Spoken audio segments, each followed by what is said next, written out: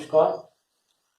BSc प्रथम वर्ष के छात्रों के लिए आज वर्गीकरण का सिलसिला जो हमारा चल रहा था उसको आगे बढ़ाते हैं। आज हम पंच जगत जो पद्धति है इसके संबंध में बातचीत करेंगे।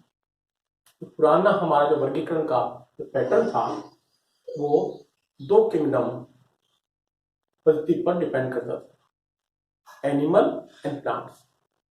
संपूर्ण जो जीव इस पृथ्वी पर उपस्थित थे उनको 2 अलग समूह में बांट दिया गया, जंतुओं के रूप में और प्लांट्स के रूप में। जंतु वो थे जो एक स्थान से दूसरे स्थान पर गमन करने में सक्षम थे।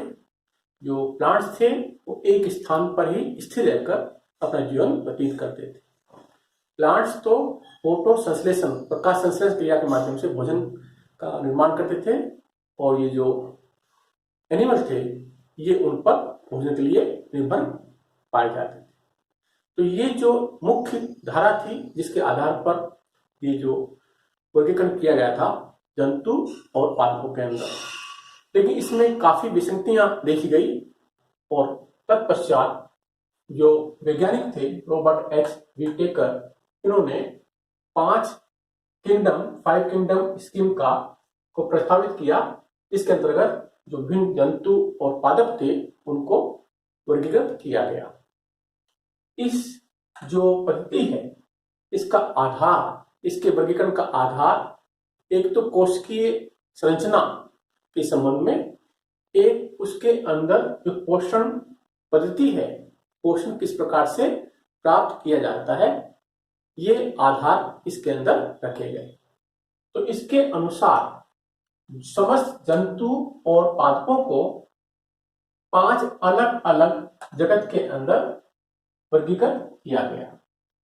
ये जो 5 जगत थे, किंगडम थे, उनमें प्रथम मोनेरा, द्वितीय प्रोटिस्टा, तृतीय फंगस या फंजाई, और चौथा प्लांटी, और 5वां एनिमलिया। ये 5 जगत थे इस स्कीम के अनुसार।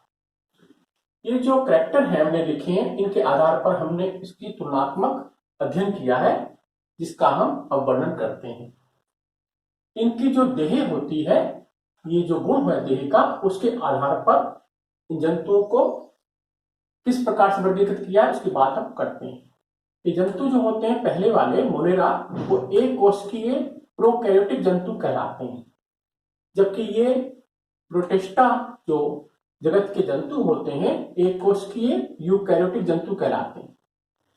जो फंजाई वाले सदस्य होते हैं बहुकोशिकीय यूकैरियोटिक कहलाते हैं, और जो प्लांटी होता है बहुकोशिकीय यूकैरियोट्स होते हैं, और एनिमलिया बहुकोशिकीय यूकैरियोट्स जंतु कहलाते हैं।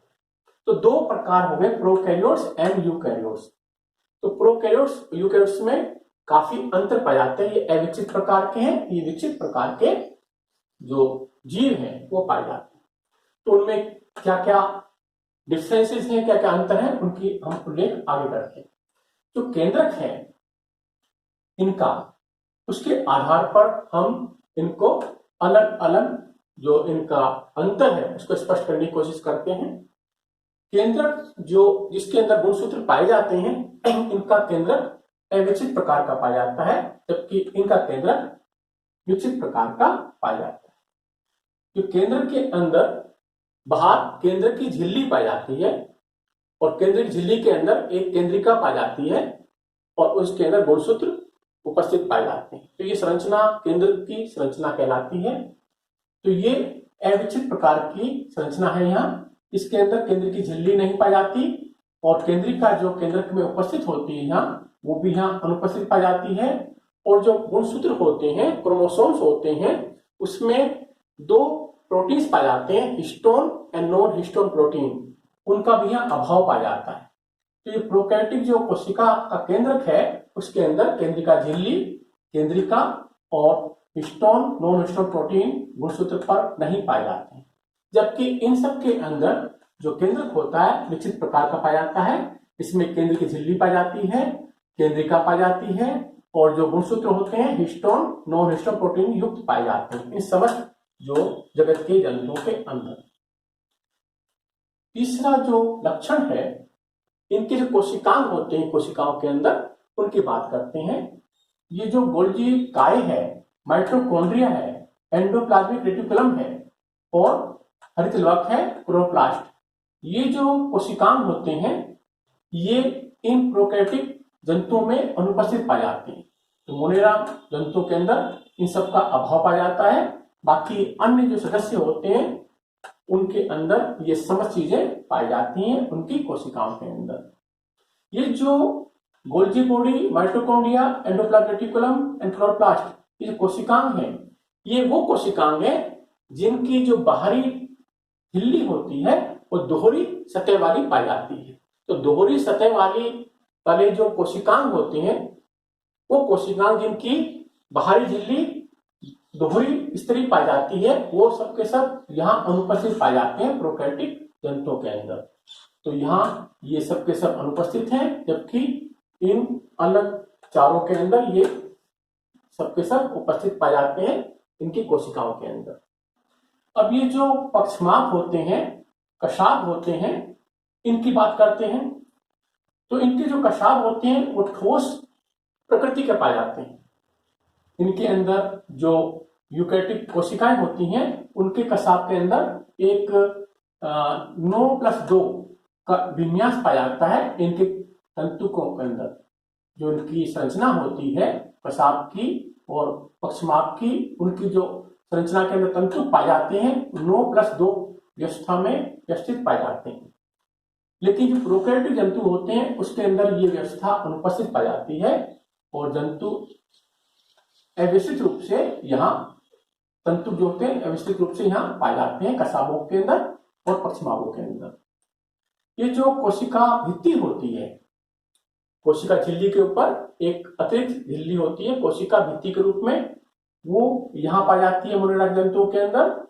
इनकी जो इसकी कंपोजिशन है, इसका जो निर्माण म्यूरिन नाम के पदार्थ के द्वारा किया जाता है जिसके अंदर लिपिड्स और प्रोटीन पाए जाते हैं।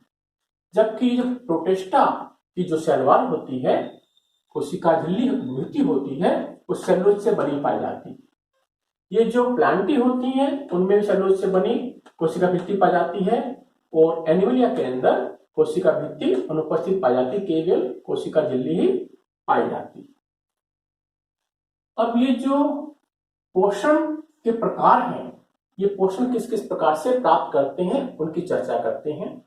ये जो मोनेरा जंतु होते हैं ये ऑटोट्रोपिक प्रकार के पाए जाते हैं या हेटेरोट्रोपिक प्रकार के पाए जाते हैं।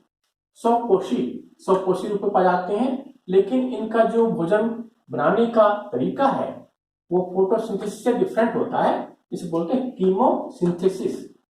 रसायन क्रिया के द्वारा ये अपने भोजन का निर्माण करते हैं ऑटोट्रोप्स के रूप में, और सेप्रोफाइटिक रूप में पाए जाते हैं कि जो बाहर पोषक पदार्थ उपस्थित है उनको ये अवशोषित करके ग्रहण करने की का कार्य करते हैं। तो दो प्रकार का पोषण का प्रकार है यहाँ, एक स्वपोषी रूप में और एक अवशोषी रूप के अंदर ये भोजन को ग्रहण करते हैं।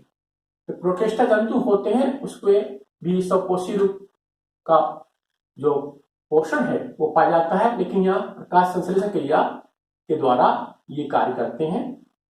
ये होलोजोइक प्रकार का पोषण भी पाया जाता है, जिससे जंतु जो भोजन होता है उसको अपने अंदर निगलने का कार्य करते हैं। और जो सेप्रोजोइक प्रकार का पोषण है ये भी यहाँ पाया जाता है, जो बाहर उपस्थित पोषक तत्व होते हैं उनको अवशोषित करके ग्रहण किया जाता है।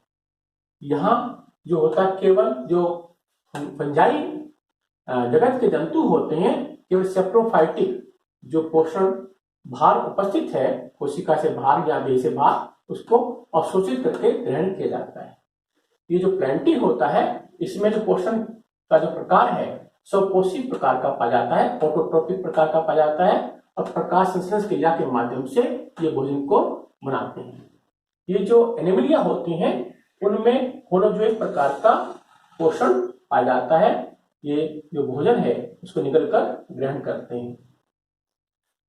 अब ये जो उदाहरण है जो जंतु इनके अंदर पाए जाते हैं उनकी बात करते हैं। जो मोनेरा जंतु होते हैं उसमें तो बैक्टीरिया, समस्त बैक्टीरिया जंतु इसमें पाए जाते हैं, और एक ब्लू ग्रीन एल्गी भी इसमें पाई जाती है। इसको साइनोबैक्टीरिया के नाम से जाना जाता है। इनके अंदर प्रोटिस्टा जंतु जो होते हैं उसमें प्रोटोजोआ है, समस्त प्रोटोजोआ इसमें पाए जाएंगे, और जो शैवाल हैं, एल्गी हैं, एक कोष की एल्गी भी इसके अंदर ही रखी गई है। ये जो फंजाई जगत है इसमें समस्त फंगस जो सदस्य पाए जाते हैं, जो मतलब इसमें सेल वाल अनुपस्थित पाई जाती है, और इसके अंदर जो हरितलवक अनुपस्थित पाया जाता है, और ये जो भोजन है अवशोषण के माध्यम से ग्रहण करते हैं। तो प्लांटी होती है उसमें बहुकोशिकीय शैवाल है, ब्रायोफाइटा है, टेरोफाइटा है, जिम्नोस्पर्म है और एंजियोस्पर्म, ये समस्त जो सदस्य हैं इसमें पाए जाते हैं। और एनिमलिया के अंदर ये पोरीफेरा जो संघ है उससे इकाइनोडर्मेटा संघ तक के जो इन्वर्टिब्रेट होते हैं, नॉन कोडेटा होते हैं, समस्त इसमें आते हैं, और कोडेटा जंतु भी इसके अंदर पाए जाते हैं। तो ये जो 5 किंगडम स्कीम है उस प्रकार से इसकी व्याख्या की जाती है। धन्यवाद।